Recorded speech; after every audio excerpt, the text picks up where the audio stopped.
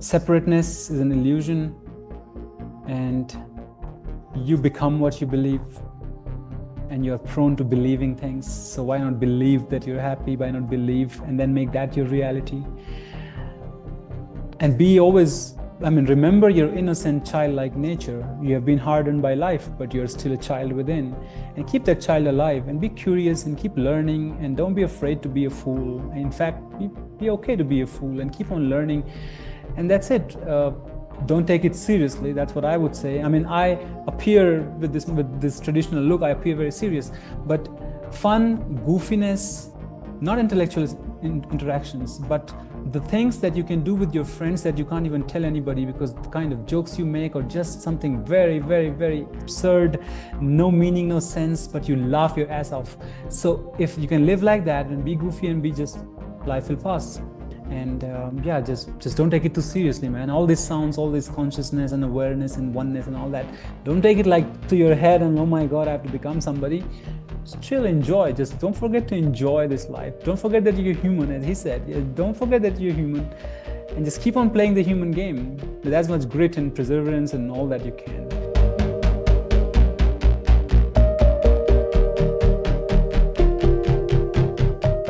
Welcome, modern day mystics, fellow truth seekers, James and Justin back again. And today we have another special guest with us. We have Hitesh Bhatt from his Echoes of Existence YouTube channel, which focuses on spiritual practices, helping people to connect with oneness.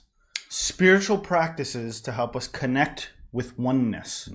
Sounds like it could be pretty practical, some of the information, if we ask the right questions. But I'm eager to see what to talk to this person. All right, well, we won't keep you guys waiting. Let's get into it. Hitesh, thank you so much for being on the show with us today. Maybe to kick things off, you can just explain for our audience, let them know who you are, what you got going on, what your channel there is all about, and we'll get started. Thank you, James and Justin, for considering me a guest for your channel. I saw some of your work and I really enjoyed it, especially the interview with the Let's Talk Religion guy. Oh, Philip because Holm. I've been following, what's his name? Philip Holm.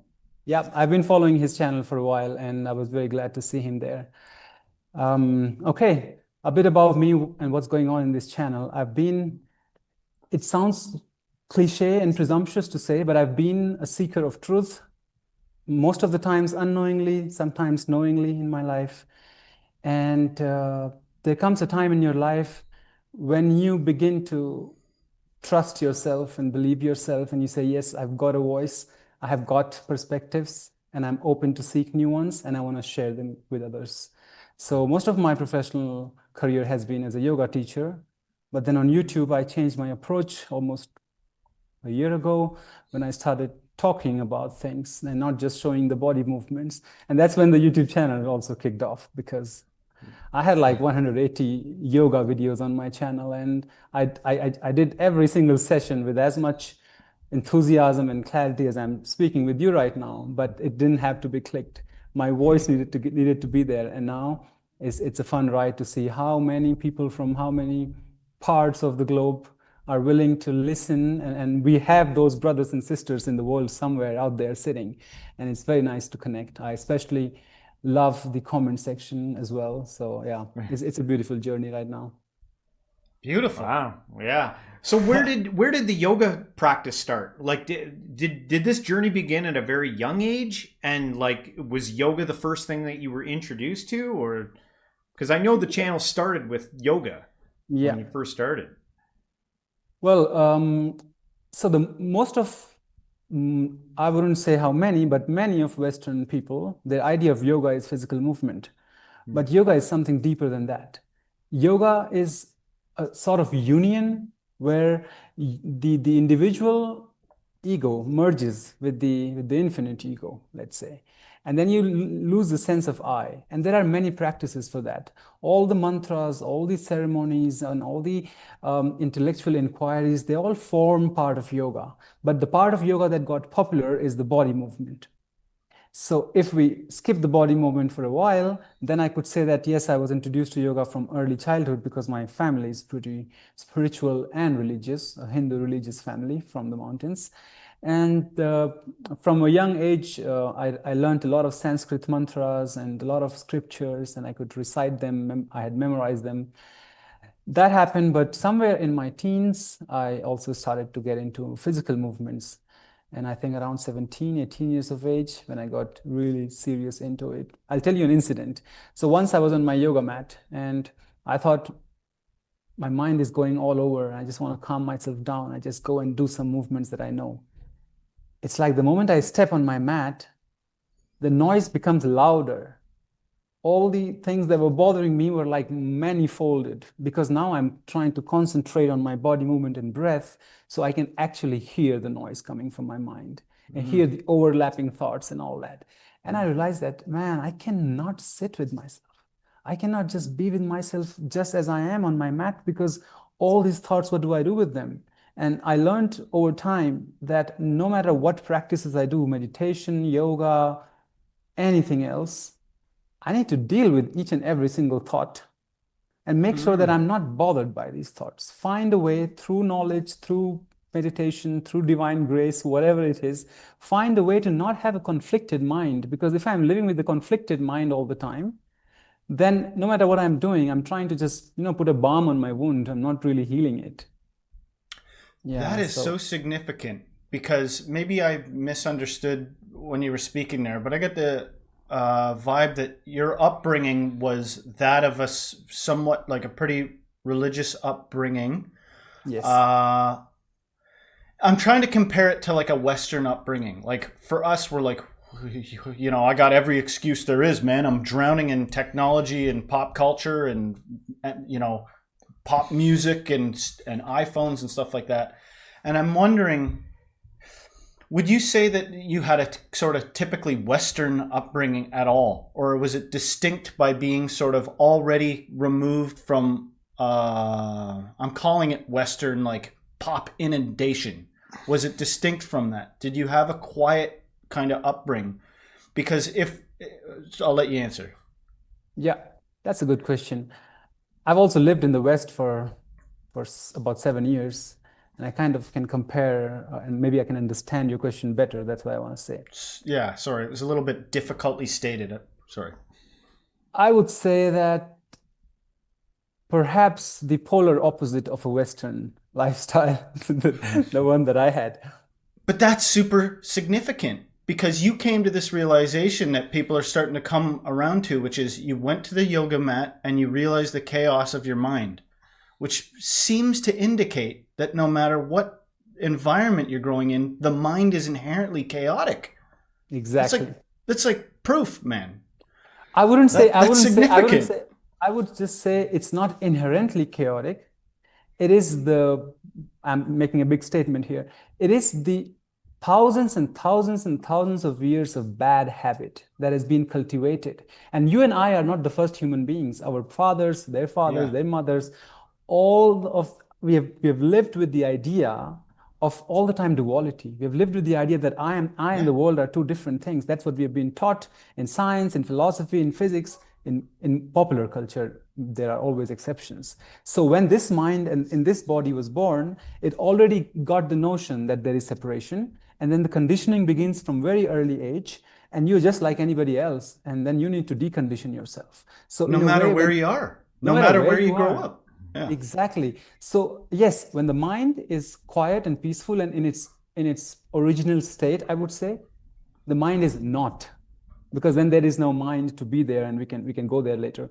Yeah. But also you are right. When the mind is chaotic, it is very similar to a mind anywhere in this world. It is very similar, because in a way it's simple, complex yet simple, that it just sees black and white, it sees up and down, it sees back and forth, it sees good and bad.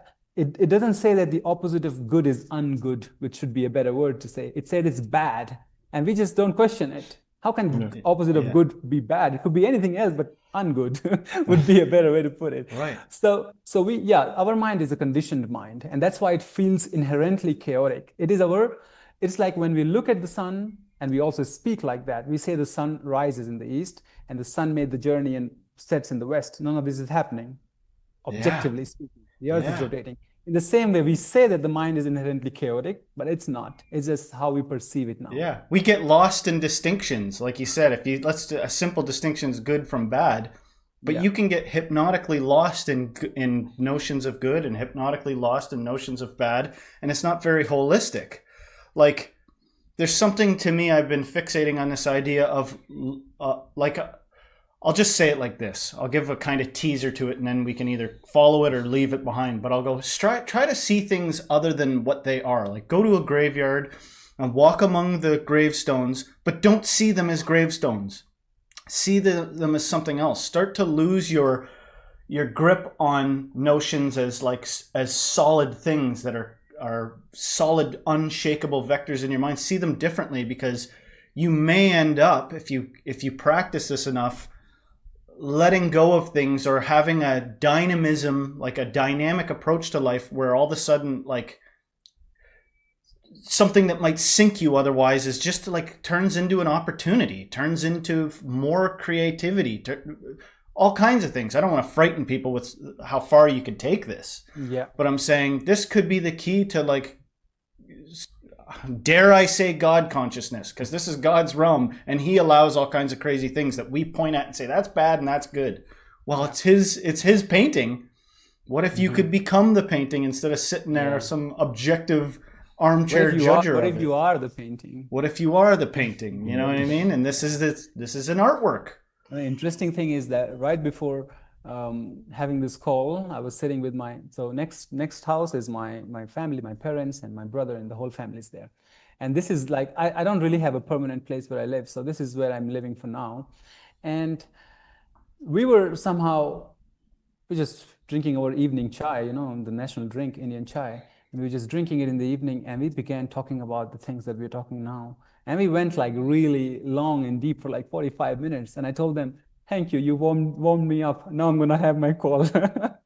So we were actually talking about this, what you just mentioned. That's how I got reminded of that. We bring an image, an idea of things always between us and the object that we are perceiving. So if you're looking at something, we're not looking at it. We are looking at it through the images that we have built around it, through the experiences that we have about it, through the knowledge we have gained about it. And so when the thing is not being looked at as a thing in itself, but as an idea, then a direct relationship is not happening.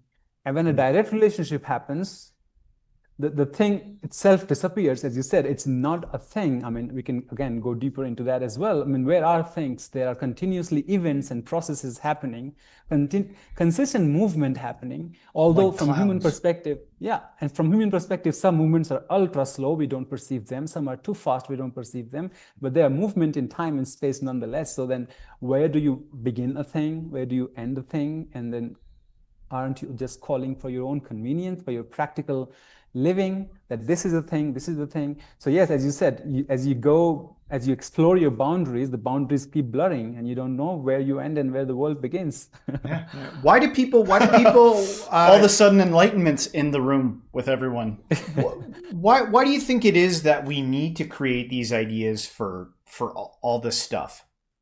Like, why are we doing that? Why aren't we seeing, like, why aren't we bypassing that process of constantly needing to identify everything and going straight to what you're talking about? Why do we create these concepts, beliefs, and ideas about absolutely everything? It's a good question. This world as we know it will not exist if all of us just saw through the illusion. Yeah. We'll just merge back into the infinite potentiality. That's where we'll be. Nobody's strict, nobody's trapped, everybody's free. That's it. We just zoop. Just clear, the ultimate reunion, the ultimate completion feeling. But obviously, God ain't done with distinctions, because here we are doing it. In our scriptures, we say this is the play of God. Yeah, there's a word for it. Sanskrit word is lila. So this is the lila. This God is playing. God is actually genderless, but popular culture is used to making it masculine. So I might sometimes say he or she or it. But the God is playing, and he just wants to go on playing. That's all he or she or it wants to do, go on playing. And yes, it gives us this subtle hints of seeing through, and always like having this flicker of oneness, a glimmer of it. And then you get sucked back into how the world is in the names and forms and properties and characteristics, and we go on creating more and more and more. So this is well, when we say it's a play, it's to put it in a way that we can deal with it. Otherwise, it gets heavy. On the other side of it, knowledge can either make us light and bright and happy and joyful and cheerful, or it can just dull us. It can just make us so heavy. We are bogged down by the weight of all the knowledge that we've gained, because the more we have learned, the more we have realized we don't really know anything. Yeah. And then so we become like Socrates, going everywhere, telling everybody that, hey, the only thing I know is that I know nothing. Right. Ruining everybody's Monopoly game. It's just a game. Yeah. And it feels, maybe, there's no floating versus if it's not distinguished by the heavy feeling. Like somebody close to me recently was saying they felt inexplicably sad. They were going, I'm sad. And I go, well, what if I could make it so you never ever felt sad ever again? I took that ability from you. Would you want to never feel sad again? And they go, no. And I go, well, then enjoy your sadness. And they go, well, then I'm not sad anymore. I go, well, then be sad as hard as you can. Like, there's something to the distinction, and that's kind of like the joke of it. The paradoxical joke of it is sometimes I like going all the way out to the most radical, open-minded discussion where anything's anything, and then bringing it right back down to some hyper practical thing, which I have a question for you in a sec that'll ground us back in reality here. And that is this: as a yoga practitioner, like, would you regard yourself as like, what you're talking about, and you're the role, you're learned in yoga? Is that correct? I've always felt like an imposter, so that imposter syndrome doesn't go.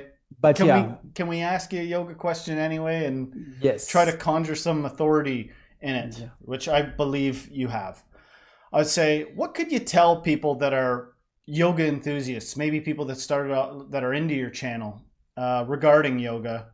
What could you say about it that would really hook, line, and sinker people? They'd be like, yeah, that's a good thing to say about yoga. I'm excited about that.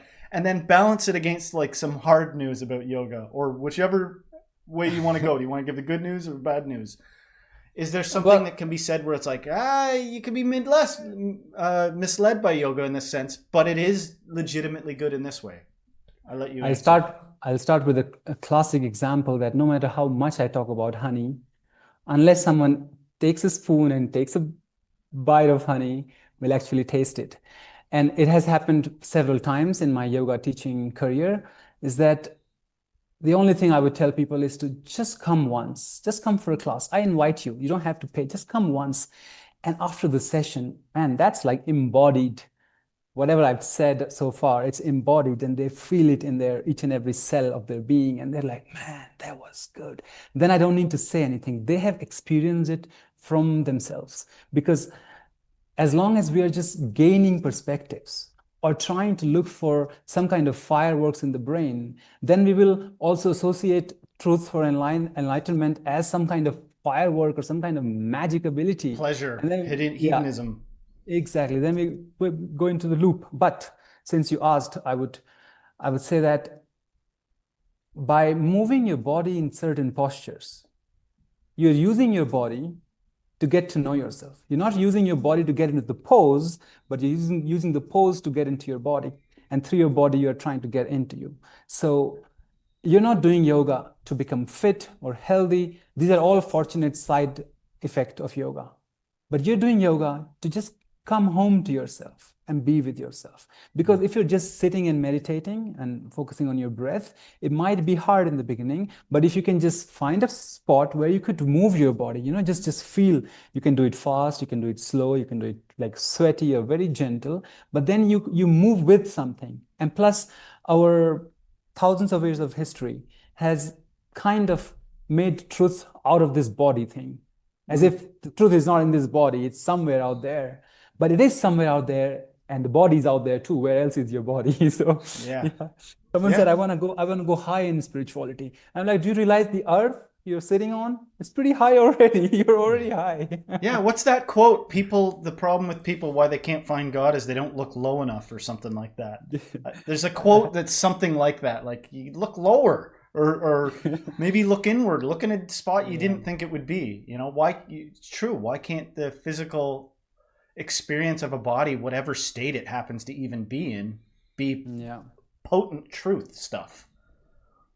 The other reason for the other point behind this kind of physical practices and breath work involved in yoga is that it was relevant a few hundred years ago when the physical movement became more popular, but it has become even more relevant now because people are so distracted and so not in touch with themselves, and there is so much chaos and disorder everywhere.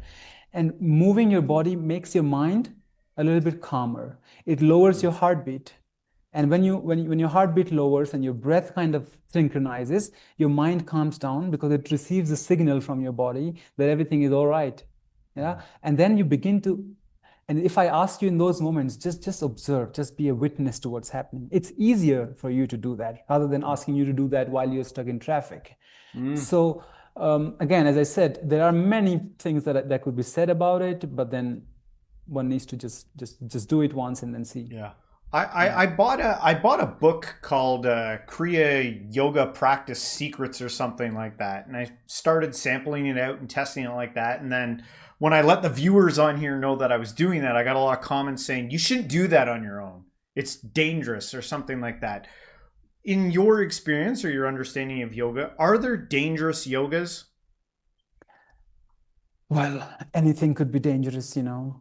I mean, there is a scripture of yoga. It's called Patanjali Yoga Sutras. This is like the scripture of yoga, and Patanjali has said that there are mental modifications. The mind is like a whirlpool, like when you throw a stone, a pebble on the lake, and it has ripple effect.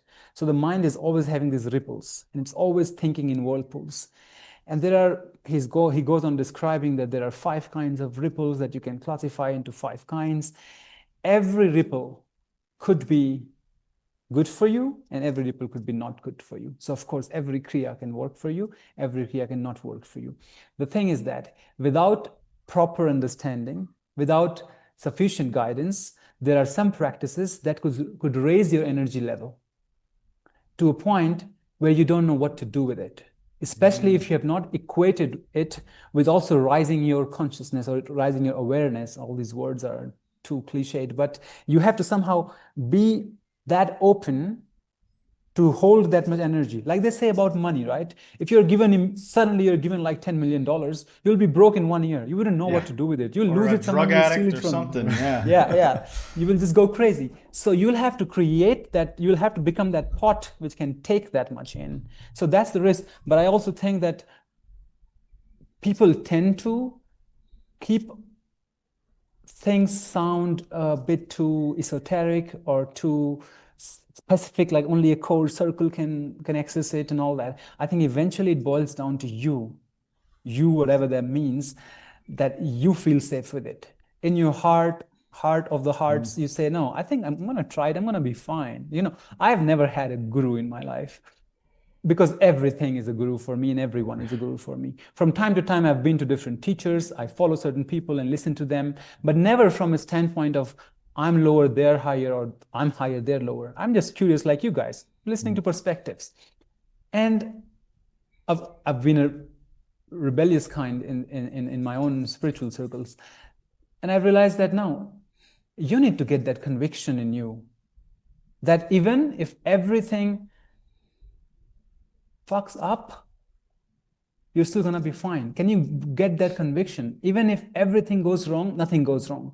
Because how could anything go wrong? Because you have kind of let go of the concept of sadness, right? As you said. So then even if it's sadness, it's perfectly acceptable. I'm open to life as it comes, and I don't mind what happens. When this is not just intellectual, but like really felt, all your 40 trillion bacteria and 30 trillion cells feel it, then it's all right. You're the ultimate Renaissance person, essentially. Because, sorry, I interrupted you. No, please go ahead. No, please. I was excited, and I'm excited by what you're saying because I think that's so genius. You know, it was like forever ago that we would come on here and I would be like, can we enter into the age of everybody's the guru?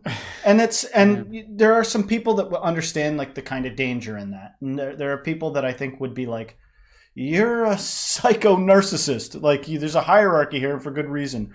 But I'm saying I resonate with what you're saying. I am kind of like, wouldn't it be a celebration to get to the point where you say like the universe is my guru? Like anyone could be my guru. And in fact, I'm not an inflated ego. I'm curious. I really want to be that painting. So in some sense, I'm kind of become a reflector. I'm going to reflect the world around me. And, all right, the world's graduated and I'm going to fit the role that you want me to have. Could be anything. One day I'm a beggar and the next day I'm a king. One day I'm the teacher and the next day I'm the student. Because I'm a Renaissance person. I'm multifaceted. I'm not like one rigid thing. The ultimate Messiah. Like, and I've started to. The person recently that I saw do this was Rupert Spira. I don't know if you know who that is. Yeah, I know him very well. There was something that really intrigued me and made me happy. Where there's a clip of him recently.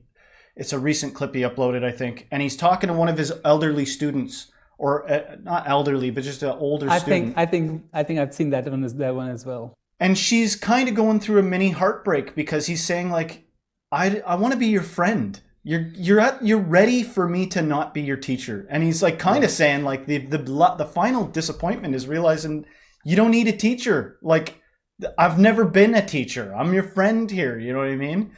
And I love that. I love the idea of the illusion being shattered and realizing we were playing a game here, but we're all the student and we're all the teacher or something like that. It sounds reckless, but I think at a certain point that sentiment starts to make sense a little bit, and it sounds like you've grasped it to some degree. Yeah. And it boils down to if your self-image of yourself is that I'm the sinner, I'm the ignorant one. Yeah. What do I know? I need to learn from somebody. I'm born incomplete. I'm born full of flaws, and I need to rectify myself because look at me. I hurt this person. Look at me. I stepped on the whatever little bug, and look at me. I am just a person who hurts and la la la, and I have to purify myself. Like that's the approach. Why not just flip it? Flip the whole approach. That, hey, I am just one with everything, and one is not a mathematical number here. I'm just an indivisible whole, and sometimes my ego makes me forget it, and I just need to come back to my remembrance. That's all I need to do. Yeah, and the guilt, the feelings of not being enough, and all that. These are anomalies. How do you say that? These are like exceptions. The rule is that I'm always one with everything. And mine is just. It likes to have like cyclical pattern of anything. Whatever you say, it will believe it. It doesn't know good or bad. You are the one who's saying this is good, this is bad. So yes, we can all trick ourselves to believe that everything is fine, and then we'll create that world, because this world is created out of thoughts. Yeah, you thought of. I search. Yeah. Excuse me. I search for evidence that the master is human. Like I'll be like, find me the controversies with this person, even if I like them, even if I think they're wise and genius.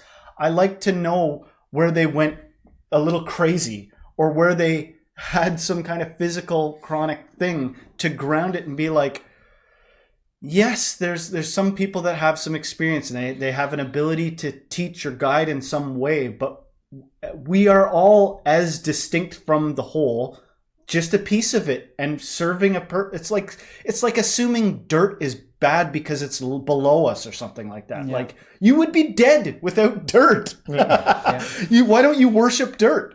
It's you know what I mean? And so in that way, I see I think that can be applied to how we regard people as lofty, or we get swept up in like a dream of something. Like, I'm not even saying don't become a disciple of somebody. Like, go and do that if you want. Go explore that and learn everything there is to do with it. But that's all I'll say about that, I suppose. in terms of yogas, and I don't know how much you've experienced with different types, do you believe that there's like one ultimate yoga that people should be practicing, or that it doesn't really matter? There's a diversity of yogas out there that people can test out if they want? Well, So the yoga philosophy comes from another philosophy. When we say philosophy, it's a clear seeing without the filter of mind. So it's not the mind in love with existence and trying to explore it in the Western sense, but philosophy from the Indian sense is it's a clear seeing, because the term in Sanskrit is darshan, and darshan means to see, just directly without any filter. So, well, the philosophy that yoga is a practical philosophy, a practical application of another philosophy called Sankhya philosophy. And the Sankhya philosophy says that there is, the first is there is energy and there is consciousness, and the interplay of the energy and consciousness creates this world. Yeah, this is the oversimplified version of that. And so why I'm saying is because if each and every individual, not just human being, but every single thing that appears like a thing to us, it's infinitely molded into energy and consciousness mix. So you look like you, and you have your own whims and caprices, and everybody has their own idiosyncrasies and all that. And then everybody could find what fits for them. And that's why yoga keeps on getting all these new kind of yogas keep on developing.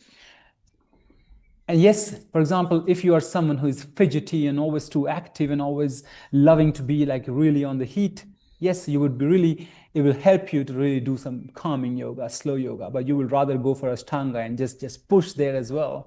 But the flip side will help. And if one begins to just check in with themselves as often as possible, how does this make me feel? For example, right in this very moment, how does this conversation make us feel? Are we still performing? Are we just moved into this brotherhood and we're just talking? And this kind of test, I'm entering a new place. How does it feel? How does it feel? How does it feel? Not to judge or classify those things, but only to understand yourself. Okay, this food feels good. I don't care if they're saying this food is bad for you. This food feels good for me. This person feels good to me. This kind of talks give me energy. 6 hours of sleep is enough for me. Like, I don't need to sleep for 8 hours, and I don't want to push myself and feel groggy the whole day. And you begin to, it takes time. The element of maturity has something to do with time as well. So with time, as you, psychological time, of course, everything is happening in the now. Maybe we'll move on to this kind of conversation as well. So I'm not contradicting myself, but then there is a way to explain things. And with the time, if you have really spent this time to always check in with yourself, you begin to realize that, okay, I need to do this, I need to do that, this is good for me. And when you're young, you're exploring, you're going like branching out, you're going all over, traveling, backpacking, the whole world you want to see, every culture you want to meet. But then as you start to really honestly observe all that, you again come back to being narrow. But this narrow is open to everything, but has found his favorite coffee shop. Now he doesn't need to try on all the coffee shop. He just goes to his coffee shop with his book in the morning and enjoys his coffee. And he's enjoying that bubble, knowing fully well that he's in a bubble. Yeah. So yeah. Yes, there are separate yogas could help different people. Yeah. Yeah. I had this thing on my mind as you were speaking there about those things, about the notion of, you ever heard of the notion of loving your sin to death? Has that ever crossed your path? In practice, yes, but I haven't heard of this phrase.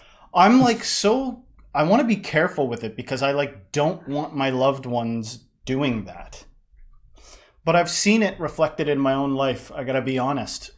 The idea of loving your sin to death. Like, I found something I like, and I'm gonna do it till I'm completely done with it. You know what I mean? It's reckless. I would not give it as advice. I would not suggest people do that. But I've done a little bit of that. And the weird thing about it is, what's that? Go ahead. There's always a little pleasure in all the things that are destructive and painful. Right. Side of us that enjoys it. Right. Like, there's some discernment in there because, like, there are some things that are clearly just detrimental. And when you were talking about, like, I found these things that I liked. Like, I found when I eat this food, I'm happy. Or when I talk to these people, I'm happy. That's a kind of honesty. That's like a different, there's an element of honesty in that, because it's not somebody that's doing something self-destructive but denying that they're doing it. It's like, I'm doing this. But I think that if you're going to be honest in that regard, then you ought to be honest about every aspect of it. Like, when it starts to get worn out, like, this isn't serving me anymore. I got to be honest with myself that this sucks and I'm losing friends, and this is costing me, this is taxing me. If you're honest all the way through, if you have the capacity to be transparently honest with yourself and like aware of your body and aware of what your mind's doing, then there's something to the notion of loving your sin to death, because everything is like, what is sin? I'm not trying to categorize it as like something evil. It's like it's an attempt to live well, really. It's like an attempt to do what you think is the right thing to do, but it's not the completed picture. It's a learning process. It's every time you fumble while you're trying to learn the violin. If you're honest with yourself, you can go through those things quicker rather than a prolonged period of engaging in folly. This is what I'm kind of trying to point at. It makes total sense. And well, I guess this is where some people, and the world is still full of gurus. That's why the gurus exist and disciples exist, because people can't really process what's happening, and they take it literally, especially learning from 30 seconds reel or shorts, or from just a photo with a text which says, hey, whatever it says, one phrase, and it changes your life. It doesn't give you any context. It gives you a very refined dopamine hit. You think, oh, I've just read something profound, but you go share this. You have no context for it. So yes, it can be very tricky. I would rather put it in a neutral way. I would say to have a calm acceptance towards the things that you try all your life changing, but you can't change.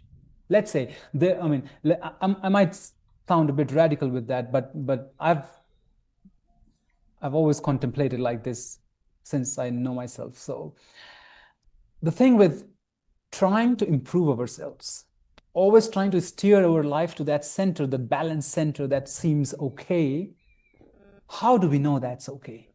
And for how long a period of time is that okay? In which context it will stop being okay?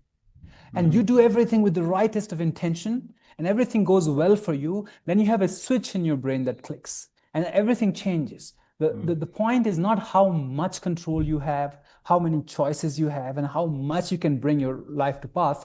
The point is that when it does not go that way, who you are and how you act. Let's say you just cannot stop drinking. You must have followed Alan Watts at some point in your life. Yeah. And Alan Watts was a big drunkard. He was drinking. By all accounts, yeah, he died like he was drinking alcoholic. 1.5 liters of rum every single day.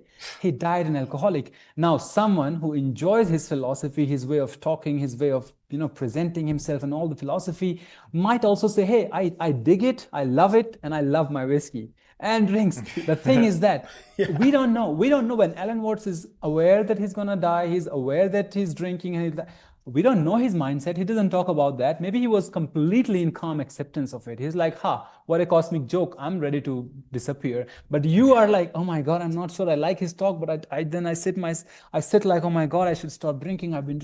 This conflict has to end. Yeah.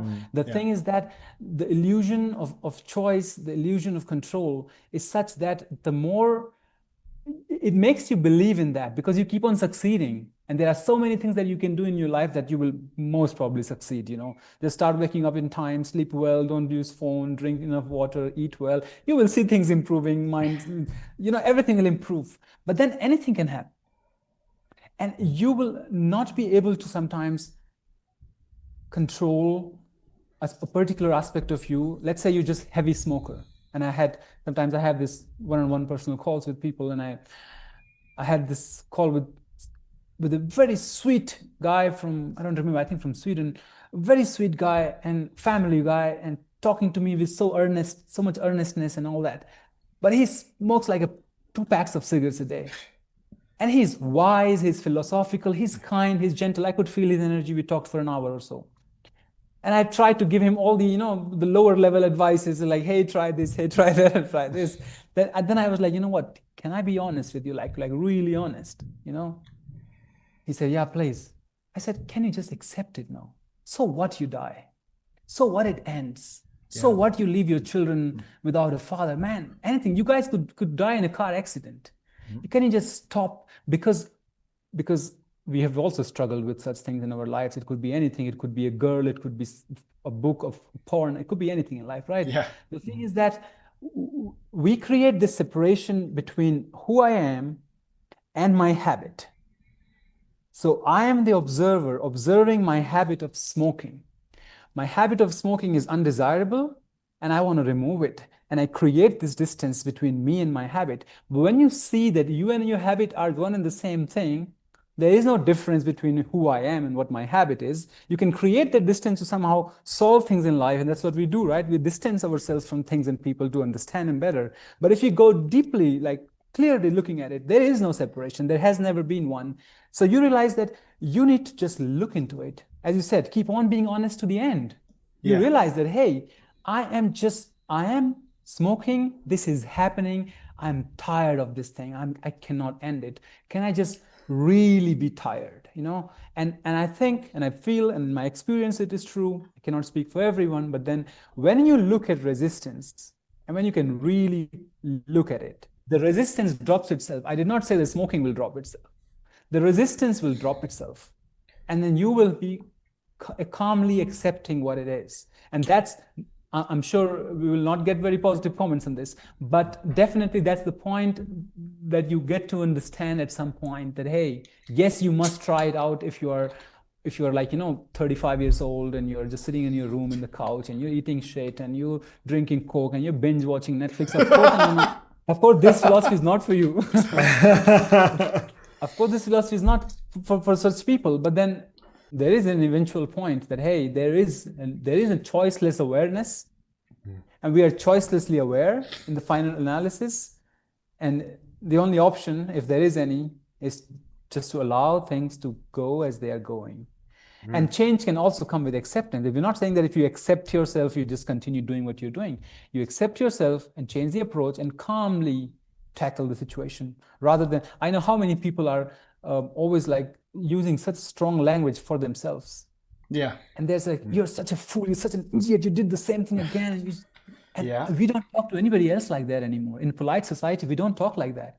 But we talk to ourselves like that. Could we just stop doing that to ourselves? I love the idea of, like, have you ever heard of the term NPC? Like non-player character. People call people, and it's related to people that seem to be sort of ideologically possessed. Like there's no self-awareness. They're just saying statements that are politically, like, this is what you say in this situation. There's no real, there seems to be an appearance of the absence of critical thinking or something.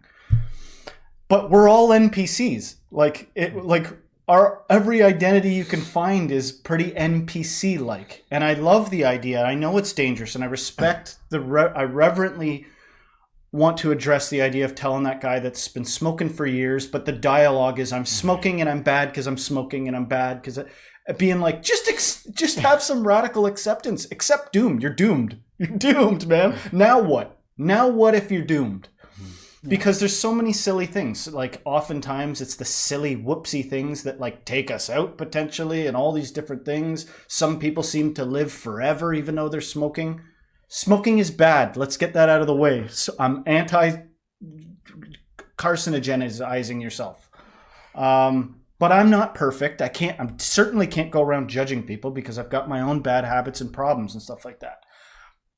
But if you are honest, if you can get beyond the identity, the, like, taken for granted identity, like you said, bad speech about yourself. Why are you saying that? It's like, it used to irritate me when people would say, I have no artistic ability. I'm not an artist. I go, that's impossible. It's impossible to not be an artist. Can you write letters? Well, then just take that same thing that you do with letters and form it into an abstract image if you want. You know what I mean?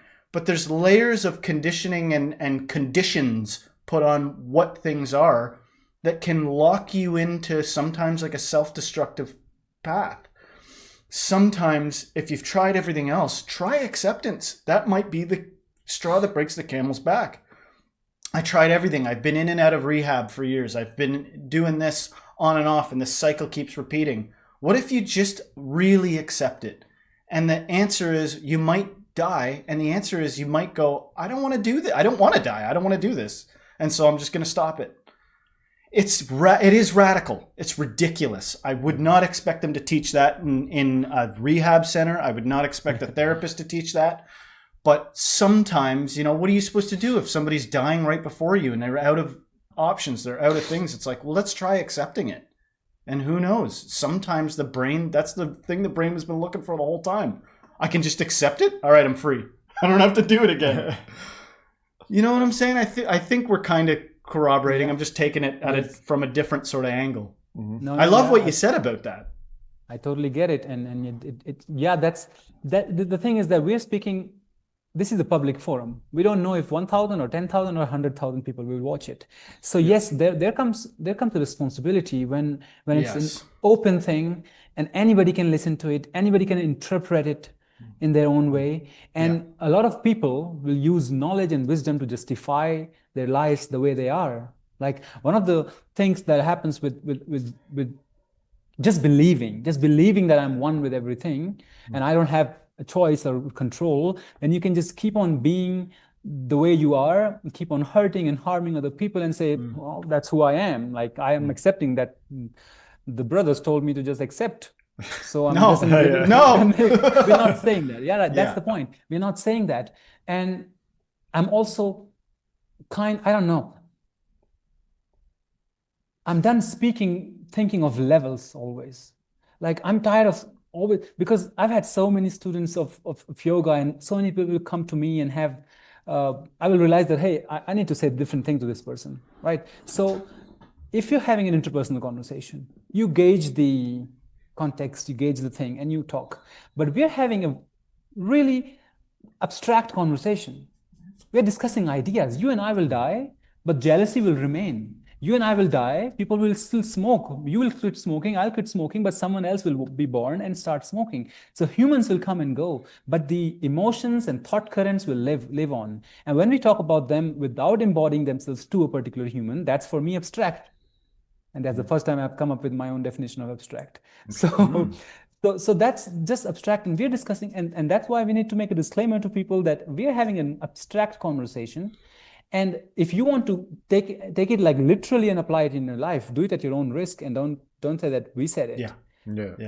We're discussing ideas. Yeah, go ahead. The interesting thing is, like, if we all lived in the same town together, and it was a particularly small town, and there was only like 10 of us in this town, and we were being honest, we wouldn't necessarily have to we might put a disclaimer and be like, hey, I don't know, I'm going to say something radical. 1 out of the 10 people might go and do something radical and hurt themselves. Yeah. Because we live in a day and age where so many people have an opportunity to express themselves through the internet, like so many people have channels, and we're among the people that do. We're expressing ourselves. It goes from a 10-person tribe to like a 50,000-person tribe. So 10 out of those people the odds just change, but it doesn't mean that. But like you said, people have the right to interpret things the way they're going to interpret it. It's like the only way to save me having an effect on the world, both positive and negative, is to disappear. You know what I mean? But the disclaimer is there. I just so we all feel safe, and I think we're on the same page. It's like, I'm not advocating any kind of bad health choice. Like, your body is your temple, man. You need this thing to get through your whole life. Try to live as healthy as possible. I've said repeatedly on my channel, the day my channel hit 100,000 subscribers, I made a video about, like, I need to tell you this honestly. That was the title of the video, that I need to tell you something honestly at this mark, because now I'm like, man, there are 100,000 real people clicking on a subscribe button and they want to listen to me, and I just want to make sure that they know who they're talking to. And I tell them that, hey, I'm here to express myself. I have no idea if my talking is useful or useless, because I even question the notion of usefulness and uselessness. Yes. You know? Yes. And I'm just here to talk because I cannot help it, because that's how I feel. Like I've expressed myself, I've allowed the life energies to just remain kind of in a free flow, and I'm just expressing myself. And we are here enjoying the flavor of speaking about things such as these. And I'm not a therapist, I'm not a doctor, I'm not your guide or mentor or guru. Yet I got many comments. No, you are my teacher. No, Insisting. And how much you try to shy away from this role, you still are a teacher. And I understand those comments as well. But from my part, I've made the disclaimer, because I want to go on, and I'm just warming up in this channel. I want to go on expressing myself as clearly as I can, because otherwise I don't feel fulfilled. I don't care if the video gets watched by how many people, but I do care if I've kind of, quieten myself, or I've kind of Right. numb it down or dumb it down. Yeah, so I want to avoid that. It feels nice as a human to get one of the greatest things ever said, and it was like eons ago, is somebody was looking at some art I created and they said, I get it. I get you. That feels nice as a human. We do want to connect. We're human creatures and we like to connect with each other. So when you get a comment where someone displays that they get what you're saying, that feels nice. You know, you got to take it with the people that are like, you're a quack, you're crazy. You know what I mean? You got to take it with people that, don't want to say something like that, but instead kind of just, a vague, like, for you, it might be like, yeah, yoga's awesome. And you're like, but the lesson wasn't even about that. You know what I mean? You got to take all of it together, right? But part of the interest of expressing yourself is somebody resonating with it, or somebody being like, hey, I see that too. I see what you mean. You know what I mean? It's, I think that feels nice as a human being. Yeah. It does. It's interesting talking about kind of like our platforms and stuff here. So it's kind of led me to kind of want to ask a question, springboarding off of this, what we're talking about here. In the age of modernization, your channel kind of focuses on a very classic traditional system like yoga and like the ideas of non-duality, Sanatana Dharma, Hinduism, that stuff. In this modern world that we're living in, how is it coming together? Because sometimes I think about like the technology that we have. We all have these little computers now on our phone, and I think about some of the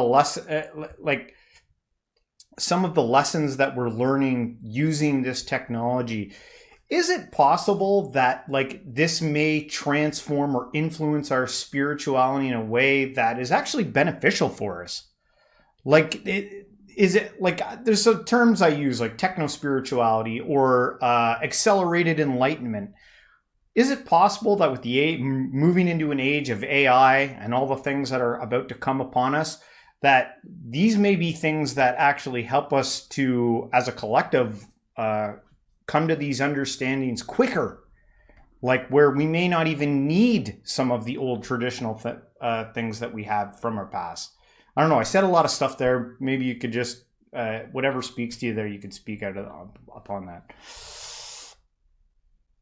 A lot of time what happens is that people actually intellectually get things pretty quick nowadays. If I speak to a 19-year-old and I tell him or her some of my talks, they get it. And then you wonder what's the difference between me and this person in terms of knowledge and wisdom. And the difference is that they've gotten it intellectually, not totally, not emotionally, not in a cellular manner, not in a very deep sense of feeling and knowing, but just like a knowing, not just mental knowing. But they get it because they have access to so many books and so many resources, and they can just start from the age of 13 and just keep on reading about Vedanta and non-duality, and they come to a conclusion at the age of 19 that that's it, I'm enlightened. I've seen videos titled, "This is my experience from enlightenment." It could be nothing more bizarre than someone saying, I know. Got enlightened this weekend. Like, it seems like I'm being mean, man. I've probably said shit like that on this show. Like, I've said some radical shit like, got enlightened this weekend. So I'm kidding around, but it's all right. Well, I look at it from two perspectives. This saying whatever comes to your mind sometimes. I look at it from two perspectives. One is that it feels good that you've just said it, because in the age of political correctness, there's so many things that can't be said, right? So sometimes when you let out a little bit here and there, you feel good. And two, it's good for your YouTube channel, it's good for my YouTube channel. If people dislike, it works for us. If people make a nasty comment, it works. The word is being spread. Right. So, you caused a ripple. It's a win-win. It's a win-win. Judgment it's impossible to not judge. Yeah. Right. Imagine if you're a judge at the court and someone says, please don't judge. Like, that's your job. You judge and you get paid for it. Right. And then we say, don't judge. Don't be nasty. Don't be mean. Don't be harmful, and don't be like vicious in your heart. But if you can make an intellectual, philosophical, rational argument about your point of view, go ahead, make that point of view. And if someone seeks explanation, but we are not in that place. it rarely happens that we can have such kind of dialogues, but I'm sure with the Yeah, you're advent of right. If I'm lashing out a little nasty, that's like a little demon that crept up, like this little vitriolic judgment demon. You know what I mean? It's, I think everybody is in a way like sort of justified and valid, no matter what their thing is. Even if they literally are saying, "Hey, went to a retreat this week and got enlightened." Hashtag, enlightenment real quick. well, if I actually don't want to like make someone feel sad by saying that or something. Like there's something to humility. Like I don't even want to lose the ability to be humbled or feel humiliation and stuff like that. Like there's people that I watch sometimes. I'm like, are they talking to me, man? They're really cutting me down to size. Like some of these, they're talking about me and pointing out some real things that are like effed up about me. there is so many ways in which this ego reinforces itself, and one of the best clothing ego has is spiritual ego. And I've met so many people who have nothing to do with spirituality. Those are much connected, aligned human beings than the ones who are trying to align themselves because they come from a place of misalignment. I'm misaligned, I need to align myself. So yes, there is much more churning happening in spiritual circles than in the unconscious circles where they just go on living and making their bread. Yeah. So, but I just want to have a last kind of close this thing that you said about AI and if it can accelerate things. It definitely can, and I'm sure when it will stop. In the beginning, everybody's afraid right now how it's going to be and how it's going to be, and it will be at some point looking really bad, and then people will come. People like us will come and see through it and just change the whole perspective about it. Every age has a reason why we say things we say and why we talk the way we talk, how we change the anecdotes and examples. So I'm sure that because everything can be used, because is AI, I mean, now this might sound very wacky, but is AI not part of your God consciousness? Is AI also, is this technology not also coming within, appearing in the consciousness, existing in consciousness, disappearing in consciousness? Is it not another way God plays? Right. It's that's why I was trying to liken us to NPCs. Like, you're a meat robot. You know what I mean? Like, we're exchanging data. Like, you could reduce some of the things we're saying. You could translate it into Morse code. Like, the concepts, the words, the symbolic, like, the language, the literal, like, language we're using could be refined down to, like, ones and zeros or dots. It's data transfer. But we take that as if there's, like, and so in this mystical, unified, sort of non-dual sense of reality, why isn't ChatGPT or whatever, some AI thing, just as valid as whatever bullshit you're spitting? You know what I mean? Like, blah, blah, blah, blah, blah, blah, like saying words at you. It's just saying words. What's behind all that? Can anyone claim ownership over the consciousness that kind of is the surface to which all things appear on top of? Can anyone be, I'm more real than everything else? There can be no who's even comparison. I'm saying I'm. You could train a robot to go, I'm the realist, and it would still just be words. To put it in religious terms, God is speaking through each being who is speaking, and God is in this conversation, God is talking and God is listening.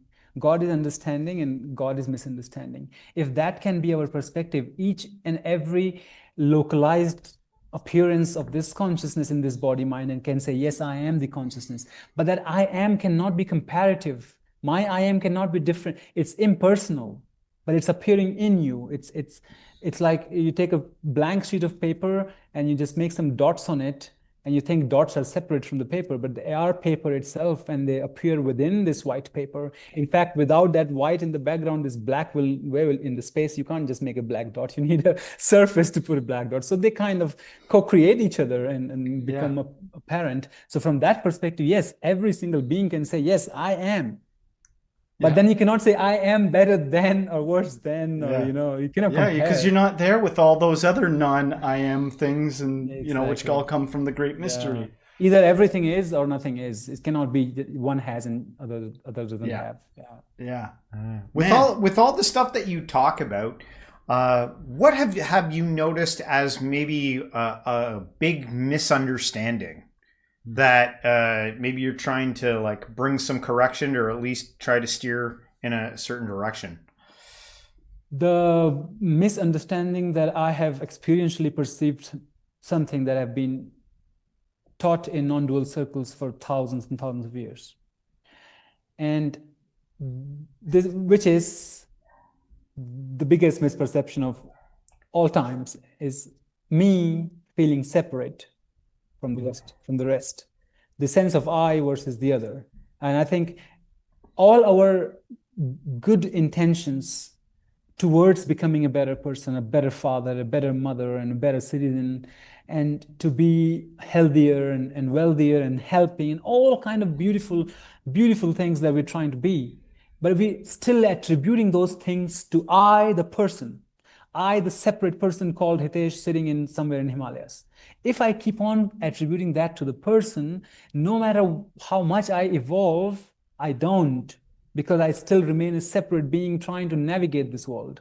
But and that's why it's called the direct, sometimes Rupert Spira says this word, the direct path. It doesn't call it progressive path. It's a direct path. It is that when you immediately get the sense from scientific or intellectual understanding, that because you can look at it from ecological perspective, from philosophy, from science in nowadays, and you can say, yes, we're all one and connected. There's no separation. But once you know it intellectually, don't abandon it. Then try to bring everything to it. Whatever happens, bring it back to it. Now you know it scientifically. But that doesn't happen. Ego likes to cling so bad. Every time you will think, I'm not ego, it's ego talking. I'm not ego. So you can never come and say that. That's why we made this little funny remark there, that you cannot claim, hey, I'm enlightened. No enlightened person ever said I'm enlightened. We might just turn around and, hey, have you noticed it's been enlightened in here for like 20 minutes? What's going on? You're aware, I'm aware. Oh, wow.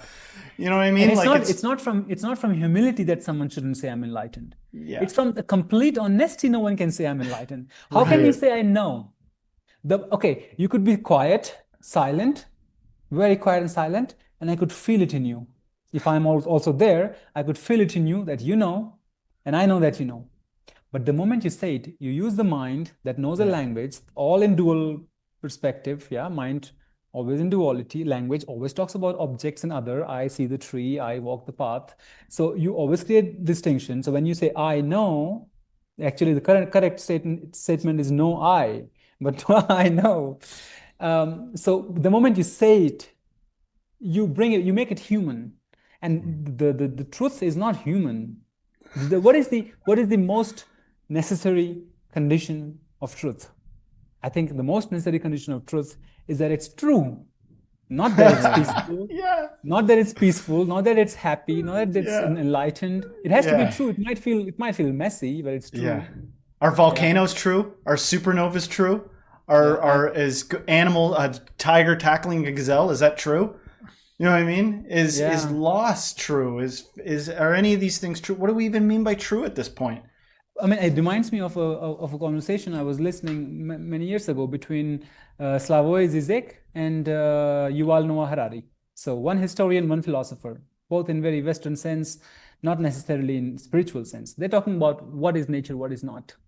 And they have like a more than an hour-long conversation where the boundary keeps on getting blurred. Is a man-made thing also not in nature, so it's natural? And then the point is not to define what's nature and what's not. But for a person like me, what I learned from these things is to say that, hey, the mind will get tired of its gymnastics. It will never make any sense of anything. You cannot make total, complete sense of anything using the mind. The mind will just go on in circles, and these kind of conversations can help us do that.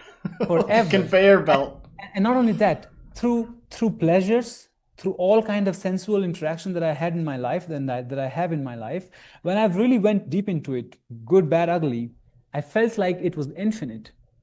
I mean, if you start enjoying having sex, no matter how good you had it last time, in those moments you felt like, man, it was infinite. I could just go on and on and on. Then you get into drinking, and you drink and you drink, and now you're vomiting, and you're like, if I did not vomit, I could have taken one more glass. Yeah, you know? yeah. And you go on traveling. You're like, I've seen. I mean, I was looking back at my year and I realized that in 5 months I went to 7 countries. I was like, really? I went to 7 countries in 5 months? Like, what did I do? Why did I travel so much? And you just realize that, oh, I lost my thought. Anyway. No, I love where you're going. You're pointing Yeah. out the infinity of any action Yeah. and the endless pursuit. And I think sometimes, you know, if you've gone out and done some things, you've failed upwards enough, or whatever the hell the thing is, you've seen what the reality of things are enough, you can get to a point where you're like, well, like, I'll say it like this, okay? We're kind of hedonically inclined, meaning like our body, we're habitual creatures. You know, if you drink coffee, you probably drink it every day.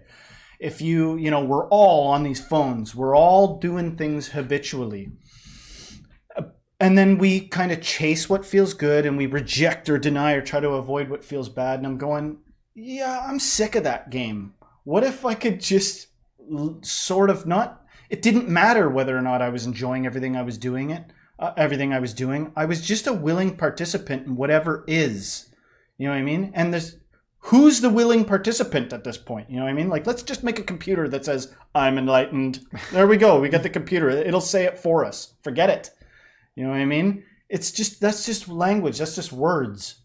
And so what I'm saying is the cycles of pursuing and needing to get the most out of things and extract something and it's a selfish pursuit, but there's a whole lot going on here that's not one thing. And I think the desire is to for this thing to be lived to the fullest, whatever that is. I think that's the care of truth, is like, whatever is the fullest manifestation of whatever the hell this thing is, and it can't be encapsulated in language alone. Like, it's just never going to be enough. It's like you said, it's a conveyor belt. If you sit there with your thoughts and you try to resolve things, you'll fall asleep. You'll be like, I can't, it's just never going to stop. You know what I mean? Yeah. But nevertheless, and I like the way you put it, how did you say it? You reversed it, not like I think there I am, but I am because I like. Or we could say I am and I think. Not like I think, therefore I am. I am and I think. You're right. You know what I mean? Like, getting to it, like the whole concept arises from something, some kind of mystery or something like that. A mystery to the ego, a mystery to the thing that likes to neatly delegate and distinguish things. It's a mystery to that, but nevertheless, it's being. And I think that you can just kind of get all that stuff out of the way and let being be. Yeah. I don't know. That was pretty crazy. You know, we went pretty far. Yeah, we did. Can anyone make something? Can anyone form something out of what I just said? Well, I think what you're trying to say is that this endless pursuit of trying to think your way through life rather than just be the way. I mean, you cannot know who you are. You can only be. You can know. How do we know things? We know things as we create an externalization. We make an external object out of it, a mug. And then I say, I know the mug. That's an object in my consciousness. And I know it. And this is an object. This laptop is an object. You people there sitting are two objects I'm looking at. And that's how I'm knowing. I have to objectify everything in order to know it. Now you tell me, hey, know thyself. How do I use the same method to know myself? We do the same thing. When we turn within, we use the same tools and same methods to know. How we know alphabet, how we know philosophy, we try to know ourselves. But ourself is what is enabling the whole process of knowing. So how do we look at, if I'm the subject and this is the object, subject knows how to look at the object. It's very clear with the language. We know, hey, I walk the path, I go to school, I go to grocery store, I know what I'm doing. How do you say I know I? Because the moment you say I know I, you have made the second I as an object in your knowledge. You've separated, you've like polarized yourself and say, hey, I know me. And then you kind of like a part of you which does not smoke and which does not cuss, and you don't like the part that often does the other thing. And but the thing is that you again in that circle also you can get tired. And I think people who are slightly intellectually bent, slightly analytically bent, they should do this. They should try it out to see that there is no way you can ever know yourself. You can just be who you are. You can sense it that I am who I am, but I can't put it in any way.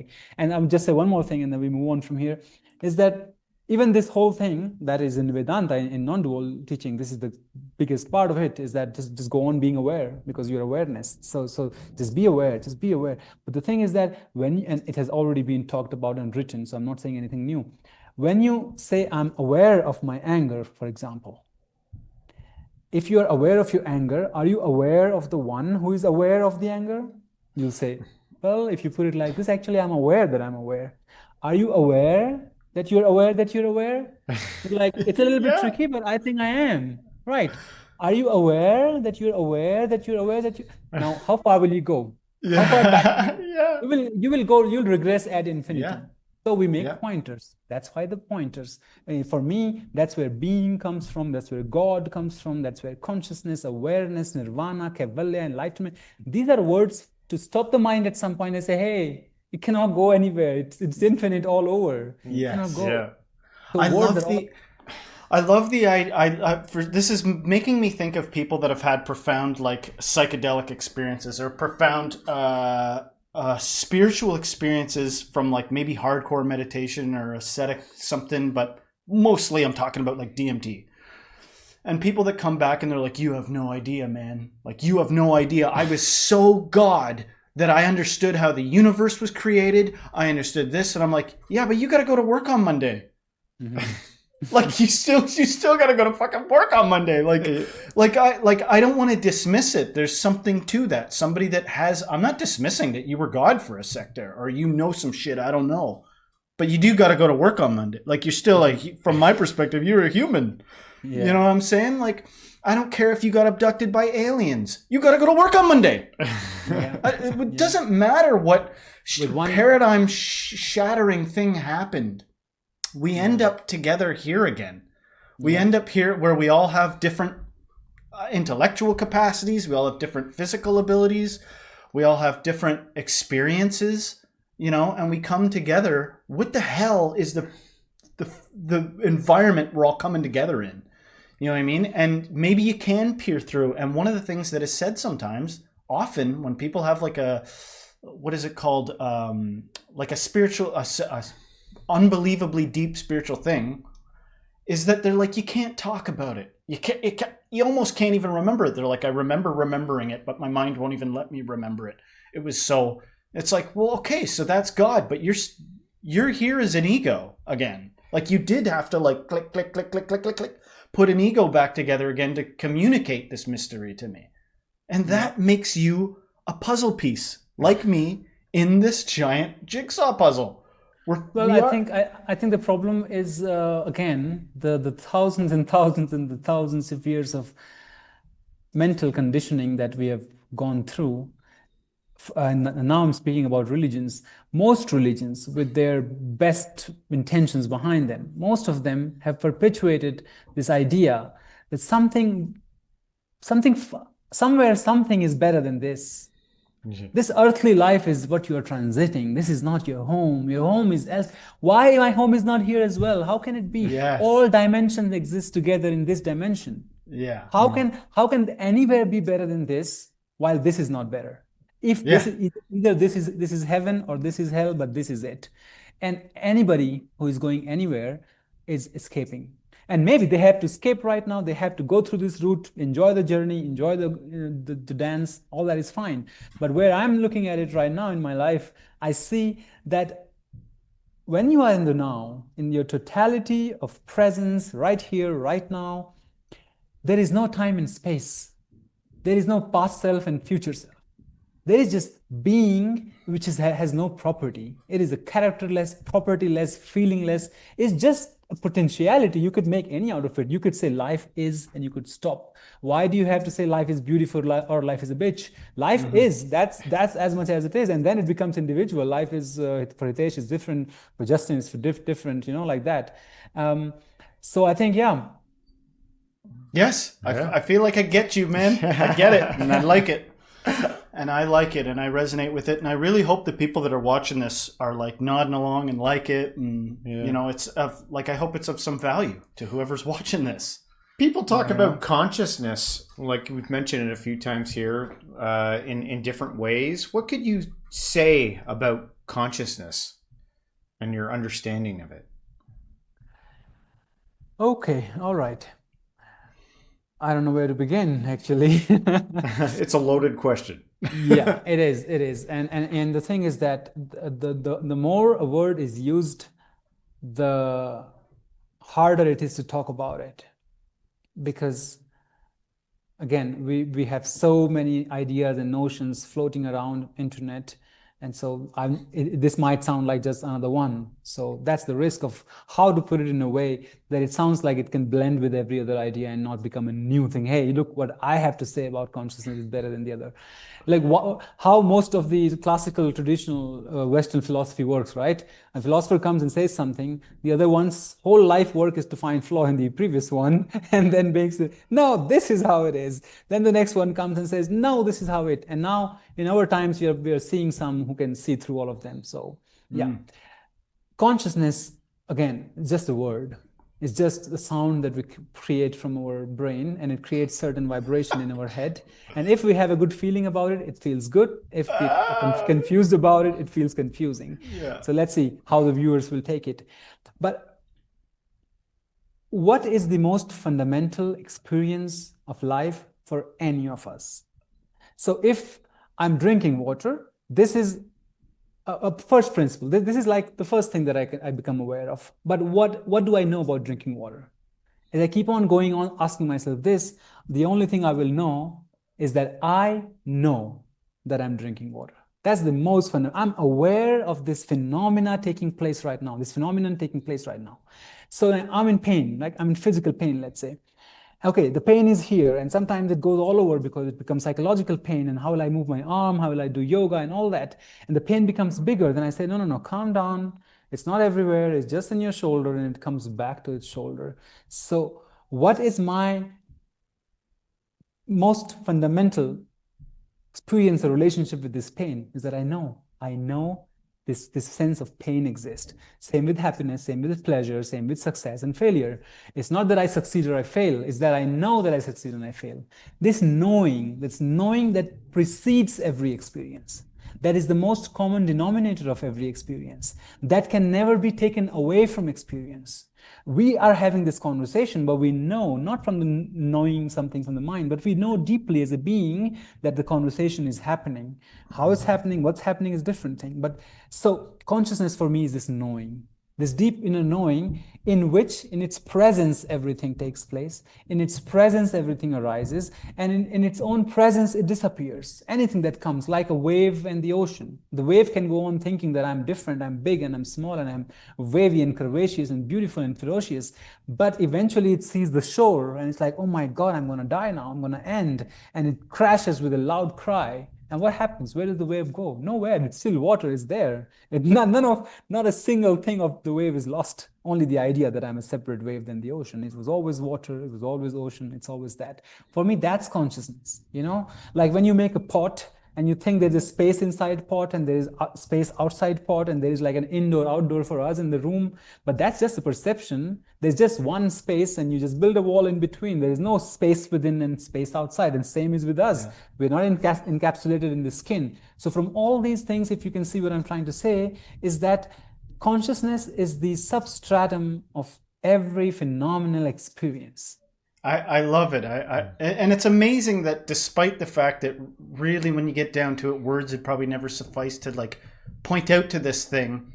Every now and then words seem to do something. Like I've heard people say the word oceanic before. I'm like, oh, that's got a thing to it. Or one time somebody said awareness becoming aware of awareness or something. Every now and then I'll be like, hey, yes or no, is something going on? Is something going on right now? There you go. Bingo, bango, we're enlightened. And it's why I love the idea of a computer essentially being like, I am a computer, but my essence is enlightenment. Like stating something to say like existence is happening. Therefore, bingo, enlightenment. As humans, we talk about this sort of thing and then we're almost saying to each other like, hey, you recognize that something's going on here? Yeah, I recognize we seem to be being. You know what I mean? but above that basic sense of awareness, that basic, like, something that I think often gets related to childhood. You know what I mean? Like when you're a child, before your head's like packed with concepts and memories and experiences that like pester you. When you're a child, it's pretty clear. It's pretty like, you know, you might even have kind of like a weird memory of having a different state of consciousness as a child. I feel like I was more present. I just walked around and I didn't label everything. You know, in the early stages of pursuing some of this stuff, I think there's something called labeling, where you go around and you label everything that you're seeing. And I'm going, well, try delabeling, try unlabeling everything you see, and then drop that process alone. And then, you know, there's like so many avenues people take to try to get to something that is essentially just, you know, like another thing I say is just don't go believing anything. I don't mean don't trust people. I don't mean like don't believe what you hear. I'm saying don't actively get lost in believing something, or do. But what is going on behind that? You know what I mean? I think what you're saying is to always be in the state of awe and wonder and curiosity and learning. And not always, because if you put a stop to it, you kind of kill it. It's like you cannot put a stop to anything because everything is moving all the time. Knowledge, awareness, ocean, everything is moving, right? What you were saying reminded me of, because you're talking about children, and I have two nephews who are the whole day running around, and I get to observe them and of course see a flicker of my own childhood in them as well. But they're actually now 8 and 10, so they're not that small. But when you walk around and see like little children, they see a small puddle of water, and we will, as an adult, will avoid. Who will put the feet there and then wash the feet and all that? We know the fun, enjoy it, but I don't want. If we're really screwed up, we'll be annoyed that water's there. Exactly. But the kid will look, and then will jump there, maybe sit down and play with the finger. We do that. Now, when I had my first LSD experience, I was like looking at everything with the awe and wonder of a little child who has just like come out and like, always. And I'm like, that's it. This has taken me to a primordial state in which concepts and images and all that have kind of very shattered. And I had a friend of mine gave me a slice of lemon, a circular slice of orange or something, and it had dried in my house somewhere. It like completely dried. And he had also told me to, if you're at home and not outside, turn on as many lights as you can because you'll enjoy it. So luckily I had the house with all kind of spooky lights, a lot of lights there. And I picked this orange thingy against the light. Man, I saw the whole universe in it, right? And then I saw myself seeing that, and I was like, that's how the little kids are. That's how the little children are. One other time, I had an experience with changa, which is DMT mixed with some other plant. So the effect will not stop in 5-10 minutes, but will go on for half an hour. And then whenever I had any psychedelic experience, I always want to stay in the now and just see what happens. I never really pray or ask for anything. I don't need to ask for anything. But this friend of mine who was from South America, it was his culture, it was his thing. And he kept telling me, hey, just ask the goddess something, just ask the plant something, ask something. And I'm like, okay, if you insist, I'll try to ask something. And I thought, what do I want to know? So I asked the plant to just show me how it was when I was in my mother's womb. Because my feeling is that there is no ego there, there is no separation there, and there is no sense that I am in here, and it's like, I don't know. Yeah, you don't know anything. Yeah, you don't know anything. So I want to know that feeling again. And most of the times as a yogi, as a meditator, I'm so focused on being in this spot is that I'm trying to, we know all the psychedelics, if you focus here, the effect increases. So I'm just focusing there, like something will appear in I don't know, in this area or something. And suddenly, whoop, I didn't know it. I became that. I was in my mother's womb. Oh, and then, and the oneness that I felt and all that, amazing, right? And next day, I go meet a friend of mine. I was in Berlin. I go meet a friend of mine, and she had just delivered a baby like 2 weeks ago. And next morning, I'm meeting her, so I'm telling her, hey, this is what I felt. And she's like, you're absolutely right. I think this is what my daughter feels. Oh my God. She is out of my womb.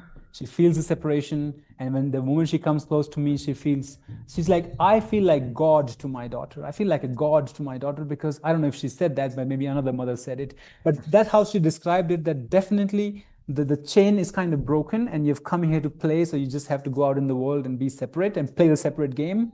But definitely she was not suffering here. She was not having a hard time. She was really floating in space and getting all her nutrient and peeping and pooing, and nothing you have to think about. Everything is just happening. That was a genius question for you to ask the substance. You know why?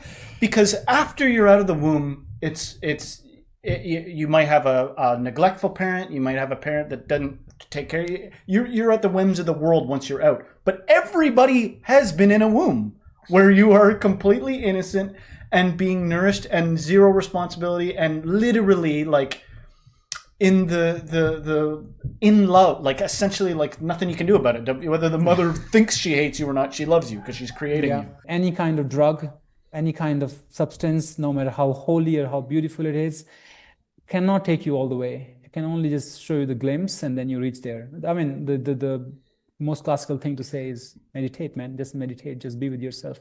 If you can just sit with yourself, just be with yourself, you will solve every problem in the world. If you can just be with yourself. But that's because it's simple, it's not easy. And because it's not easy, people want to try something else that works. But it's actually very simple. You just have to sit and get bored to death or get overwhelmed to death and just be with yourself. You're not drinking or smoking or trying good things or bad things or yoga or whatever. You're just being and sitting and you're playing with whatever is coming, beautiful, ugly, and all that. Yeah. And that's the grinding but cleansing process. And you cannot put a timeline to it because you don't know when it happens.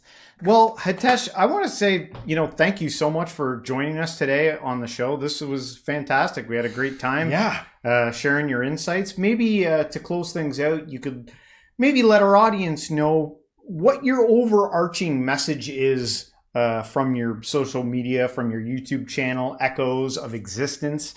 And then after that, maybe let them know where they can find you, what you got going on, all that good stuff. Yeah, I will just say the same thing that I've been saying for the last 1 hour with you guys, is that separateness is an illusion and you become what you believe and you're prone to believing things. So why not believe that you're happy? Why not believe and then make that your reality? And be always, remember your innocent childlike nature. You have been hardened by life, but you're still a child within. And keep that child alive and be curious and keep learning and don't be afraid to be a fool. In fact, be okay to be a fool and keep on learning. And that's it.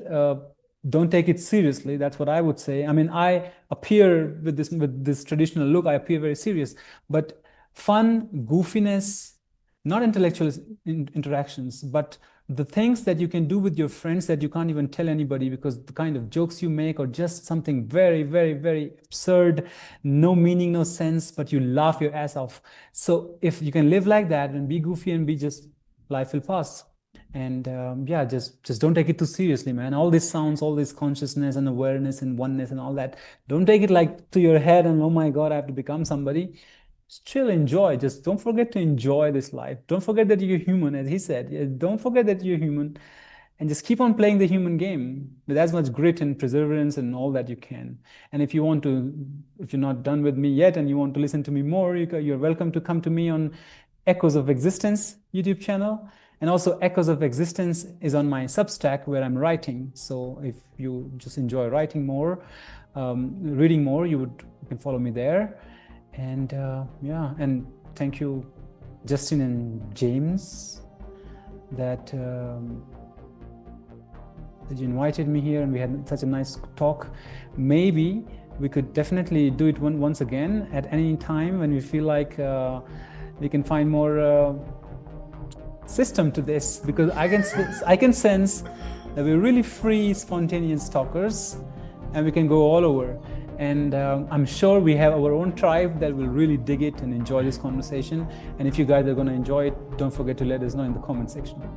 All right. Yeah. Awesome. Beautiful. Thank you for being a guest on the show. I like you, man. I like what you're about.